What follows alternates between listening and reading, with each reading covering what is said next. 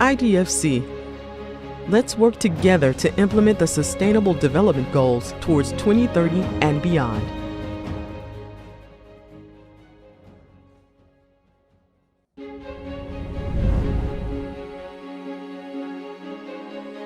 What is IDFC Climate Facility? Created in 2019, the facility has been supporting IDFC members in enabling knowledge exchange and offering capacity development on climate-related topics.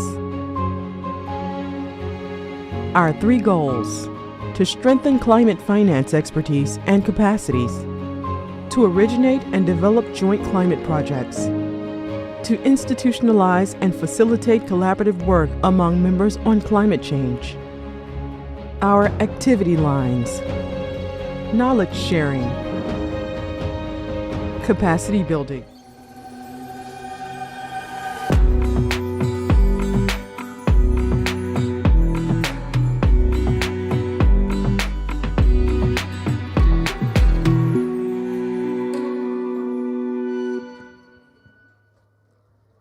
Hi, we are here in our second part of our debate on to present the results and perspectives in supporting forest conservation and sustainable development in the Brazilian region. And I'm here with two institutions, with Fombio and with Vale. And we are going to discuss what are they experiencing on implementing and financing the sustainable actions into Vale day-to-day and the strategy.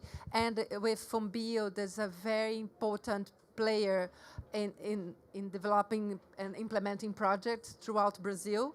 So we are here to know your experience as in Vale, the mining company, and Fombio. And I think it will be very nice because they are 2 very different roles and very different from what we have before, that are the financial guys, KfW and the BNDES, and also with Garo, that is the head of the Brazilian Forest Service. So I think we have a very complement debate now. So Bianca, I will start for you. Ladies first, please. Is this on? Oh, yes, it is. Well, thank you for that, Fernanda, and thank you for the opportunity. I'm Bianca. I'm a corporate sustainability general manager at Vale. And, you know, when you speak about conservation and when you speak about Brazil, you can't speak about both of those things without thinking about the Amazon, right? And why is Vale here? For those that don't know Vale, Vale is a mining company. We produce iron ore, nickel and copper, and we have been in the Amazon for almost 40 years. And being in the Amazon for almost 40 years and impacting nature significantly and depending on nature significantly, we've had to rethink our business and understand what our responsibility is with that biome. And understanding our responsibility requires really putting nature intrinsically into the business. And to do that, you know, one of the ways is when we're talking about our operations in the Amazon, where we help to support 800,000 hectares. That's approximately 5 times the size of London. We have a forest mosaic of that's protected by ICMBio, the biodiversity entity, as well as Vale.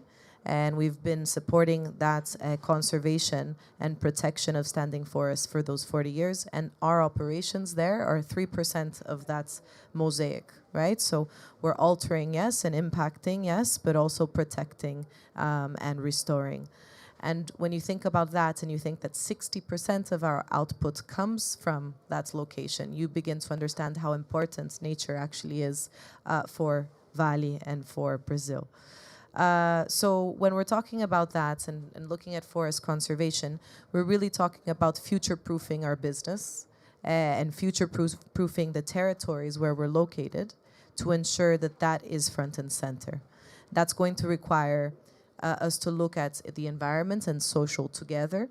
It's going to require us to look at Vale and the territory together. It's going to require us not to walk alone. So looking at financing that was discussed before, looking at civil society and their role, and really putting all hands on deck because the challenges are enormous. We truly believe in Valley the potential of private and public financing, right? We've talked about Floresta Viva in the last one. We're also supporters of that, of matching funding for restoration. With BNDES, we're receiving proposals and grants for climate solutions and climate and nature solutions to address these challenges. So we really believe that innovation needs to occur in all aspects, from financing all the way to implementation. And we can't do that alone. And so a couple of examples here of what Vale is doing. We have a forest target to protect and restore 500,000 hectares outside of our fence lines by 2030. 100,000 of these will be restoration, and 400,000 of these will be protecting standing forests, because they both play an essential role. When we're talking about restoration, we're looking at investing in businesses such as Belterra, which is restoring degraded areas in Brazil in small and medium farms. And the reason we're doing that is because this restoration needs to consider, obviously, the benefits to biodiversity, but also the benefits to the people that depend on that land, right? If things aren't connected, it's not going to work in the long term. So we're really looking at ecosystem services, biodiversity improvements, development improvements, and obviously the CO2 sinks that come from these projects. Another example that we're doing in Rio Gregório with Fundação Amazônia Sustentável, FAS, is poverty alleviation, right? So we're looking at 27 communities and 203 families, and looking at payments for ecosystem services. So alleviating them from poverty, but also introducing sustainable practices for subsistence and for producing for subsistence, but also diversifying and potentially finding new income generation. We're also working with HISEX, which are extractivist reserves, together with ICMBio. As you can see, everything's always together. We can't do it alone. We've realized that. So with the HISEX, we're looking at expanding the bioeconomy and looking at production chains from those biomes. So improving the production chain of babaçu, improving the production chain of the Brazil nuts, improving the production chain of pirarucu, and doing that in Pará and Amazonas. So even in states where we're not located. Why? Because the Amazon is everyone's business, and if we're there and we're the largest operator, it's our business too, right? So it really requires us to expand our sphere of influence. We have an inclusive restoration project, which is piloting in Minas Gerais and Pará, which are places where we operate, to see how we can improve public policy for restoration that is part of the forestry code, so obligations that are happening, so how we can do restoration for those purposes. And we're investing in science. So Vale has a technological institute that's about 14 years old. About 14 is quite specific, but anyway. And we're investing in science because science plays a significant role. We're here at COP, we're talking about the climate targets and NDCs, right? But we also believe that science can really push the needle when we're connecting climate, nature, and people, when we're looking at the bioeconomy and finding the best strains for the projects for restoration and for conservation. And the project I want to bring up is the genomic sequencing that we're doing together with ICMBio, where we're sequencing the genomics of the Amazon to find the genetic references that are most important for species that are either threatened or endangered, but also species that have economic value and that can be produced and on these projects for the bioeconomy and restoration that we do with families. So, I mean, I can continue. We have a platform that does AI, Previsia, together with Microsoft, that's predicting deforestation and bringing that information back to the government. So, I mean, again, it is a territorial approach. It requires a landscape view. It's complex, it's difficult, but, you know, if you put the right minds into perspective, we're optimistic that we're going in the right direction. So I want to finish up saying that in order to future-proof our business at Vale, we really believe in the interconnectedness of the themes. We can't be simply discussing carbon credits, for example, which is another thing that COP is discussing, without thinking about the social benefits as well. If we're not going to connect this, it's not going to move forward. We need to be also looking at connecting the business to the territory where it's located. If it's decoupled, it's not sustainable. And lastly, this will all require radical partnerships and transformation in order for us to move forward. So that's my 2 cents. Thank you so much for the opportunity. Bianca, thank you a lot. It's good to know this, and it's very good for us to know that you are linked with public policies, because then you have continuance in what's been doing, because then once I think you are working with ICMBio and looking at all the guidelines. So I think that's very important. And when you work with indigenous and traditional people, it's very important, because you have to follow a lot of all the guidelines and the sets from the OIT and so on. And it's important also for BNDES. You are always learning on this, the Cancun safeguards and so on. So I think even for BNDES, that is a public bank, a development bank, it's very important for us to know what if you are going right, we are going accordingly to the public policies. So it's very nice to hear it from you. And when you are working with the public policies, we are not alone. That's very important also. And Manuel, please, it's very nice to have you here. I'm sure that you have a lot to talk to us. And I would also ask you to talk to us about the challenges, because you deal with projects in Amazon region, very different ones. You deal with different communities, different set of financing with partners, different partners. So I'd like to hear from you your main experience, your main challenges, and what do you see from the investor side that can be done for the work to be more productive. I think it's nice for us to listen it from you, and for the projects to be better implemented. Thank you. Thank you, Fernanda. It's a challenge for me, but let's see. I will do my best. First of all, I must say that my name is Manuel Serrão. I work in the Brazilian Biodiversity Fund. FUNBIO is a Brazilian financial mechanism that work with BNDES and others, bilaterals, multilaterals. We are the implementing agency of the GEF and GCF. And this accumulated experience that we have in the funds management, but not only on that, in project management by third part. It's interesting and very useful for this challenge. What we see that Brazil is a huge country, very different inside the regions. Well, sometimes we talk about Amazon, but Amazon can be many different ecotonos that we are dealing in the restoration projects. And maybe we can separate in the short-term challenge and medium-term challenge. In my opinion, in the short term, we must be able to ensure that we will scaling up our operation, not only as a financial mechanism, but in the restoration at all. We saw that before the partnership with BNDES, and BNDES, it's a very important actor for that. BNDES is a game changer. Yeah, no, it's true. It's true. We must recognize the engagement of the bank. Yesterday, we could listen the president themselves speaking with high quality speech about restoration and their challenge, and it's amazing. It's amazing to us as a Brazilian.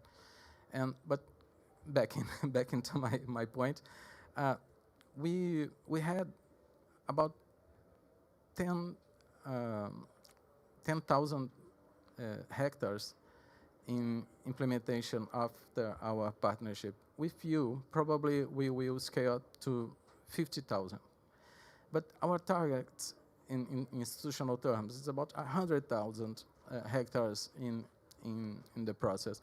But when we listen the strategy of State of Pará, the state plan of restoration, it's about 6.7 million hectares. So there is a significant range between 100,000, 50,000 to a million thousand. And we believe that we are doing the enabling conditions investment on the ground. And one important thing is the sites. When we are working together, BNDES, the companies in Floresta Viva, we spend a lot of time discussing where, how to do that, with who. And to create a bid, we must consider that those three answers must be well responded. And part of them is related of the cost. And the cost is a key issue that we must address. In some places, we can adopt some methodology that it's much more cheaper, but it's not useful for whole areas. And in others, we must really replant with different species, and it can make the cost about $20,000 per hectare. It can be $40,000 per hectare. But in some place, it's really necessary because we are talking about connectivity, the restoration of the biological process of those areas, and you can justify one investment like this. But of course, when we are talking about 5.6 million hectares, it's not feasible. And so one challenge for the short term is deal with the cost structure. And part of the cost structure is related with the uncertainty of the value chain. And so Garo and Martin told about that. And it's not only one thing about the uncertainty of the demand in the future. It's also how to face the enabling conditions now, how to create a better environment for restoration on the ground. And once again, the decision of the sites that will be restored, it's very important because we must ensure that we are investing in the clustering process that will reduce locally the costs of restoration. And so another key issue that must be addressed is the relationship with the public policies. When you see the Plan of Ag and the movement that Pará did yesterday, it's important that you can reduce the risk of permanence in the future because you can invest now and be succeed for another kind of funds that will come. We working with organizations for the private sector, such as Rock in Rio, ExxonMobil in restoration in the small scale. We work with IDB, with KfW, and specific projects with Jeff projects in specific sites such Cerrado, Pantanal, and Amazon.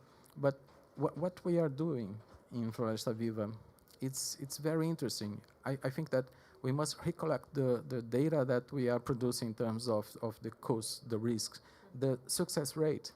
Sometimes we believe that, okay, we will restore 10 hectares, but everybody knows that it's embedded of risk of fire, risk of degradation for natural process, not necessarily. And we also deal with the challenge that reduce or avoid the use of chemical defensives. And this is another challenge that we must engage the academy. And so we move for the medium-term challenge that I really believe that we must work together with the academy to develop better species, more resistance for the climate change, more resistant for fire, for high temperature, dry seasons, standard dry seasons. And these answers, probably, our science and technology system in Brazil is very robust, but they are not able to answer these questions today. And we must motivate that part of them don't recognize the restoration as a main issue that must be addressed in the next years. And so the same process that we do with the society in terms of the restoration, we must do with them to engage them in this agenda. Another important thing is the permanence in the long run, comparing the opportunity cost of the land. We know that in some places such Rio de Janeiro state, the cost of the land, it's very low. The opportunity cost of the land is very low.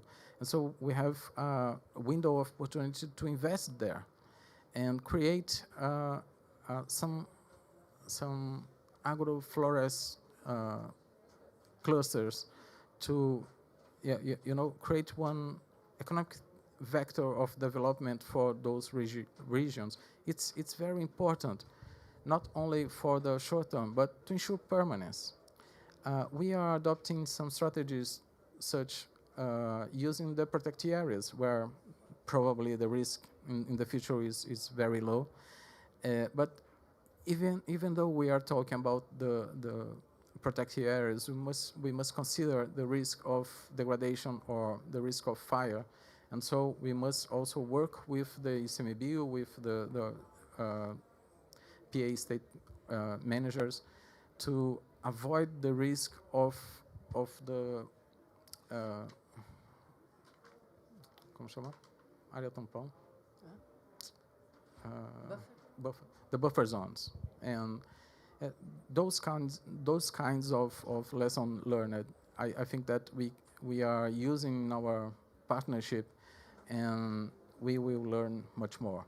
And I hope that we can share with this experience with this the scaling up process that Brazil is facing the next few years. Thank you, Fernanda. Oh, thank you a lot. I don't know if you'd like to comment on Manuel and or Manuel to comment on also on Bianca, but I think it's very what is nice to hear in here and to discuss is that we have such a big problem that must be addressed, that we must use every resource to deal with. And we are looking about this even in the Amazon Fund. I'll talk a little about it because it's the PPCDA itself. It can act for. Marina even told this yesterday in her speech that Lula should do and that she made about we can work with productive, sustainable projects with command and control and territory ordinance. So the Amazon Fund can fundraise, can support projects in each of these axes, but the PPCDA was not very well succeed in projects with the sustainable production. They themselves, the MMA, made this.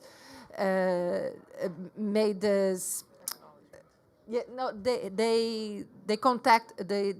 a historical. They made a study before doing when they do the reviewing of the PPCDA. They said that we were not that well succeed in the sustainable product axis, and so with restoration we also work in this axis, and we must do land. Oh my God. Ordenamento territorial. Yes, we must work with territorial zoning. We work with productive, sustainable production for the value chain of the restoration value chain. That's also what we work. We must think about nature-based and also with people. Otherwise, it won't work. So, as I've mentioned in the previous, I think.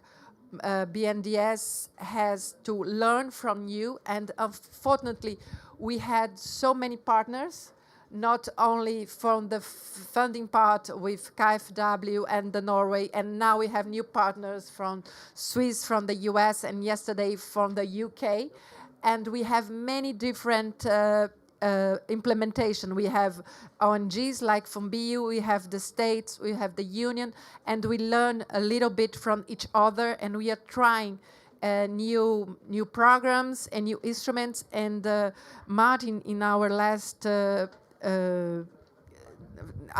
panel, he told about this and about the grants and the collaterals, and we must work with all this, and also grants and also collaterals, to deal with our main challenge here. That's to stop the climate on 1.5. That's not easy, but we must we pursue this, and we have a COP in Brazil in 2 years. And we have a lot to do to have a good COP in Belém, and I'm sure we will have, and with even better results to show the world there. Thank you. It was great. I don't know if you have any words, Manuel. It was very nice to have you here. Thank you very much. Thank you. Bye-bye.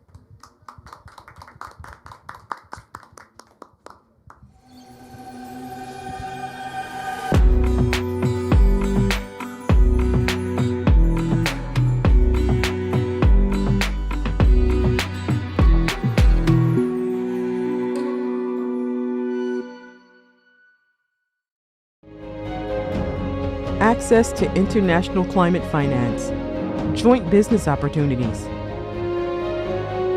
In the past couple of years, the IDFC had been supporting members in mainstream common principles on mitigation and adaptation, developing a framework for the operationalization of the Paris Agreement alignment, promoting a mentoring program between institutions, delivering climate toolbox including GHG accounting, climate risk assessment, Paris Agreement alignment, and climate strategy, offering trainings on climate risk assessment, climate strategies, and adaptation.